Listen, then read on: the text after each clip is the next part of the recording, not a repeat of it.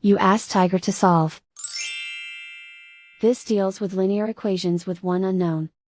The final result is m equals 3/2. Let's solve it step by step.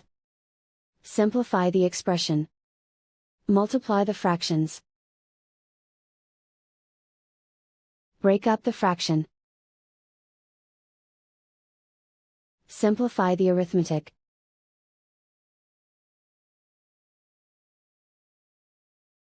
Group all constants on the right side of the equation. Add 25/16 to both sides.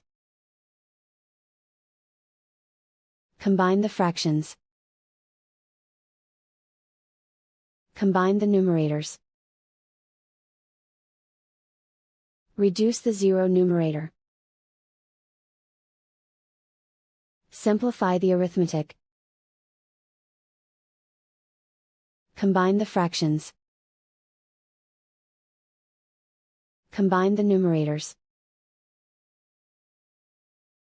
Find the greatest common factor of the numerator and denominator.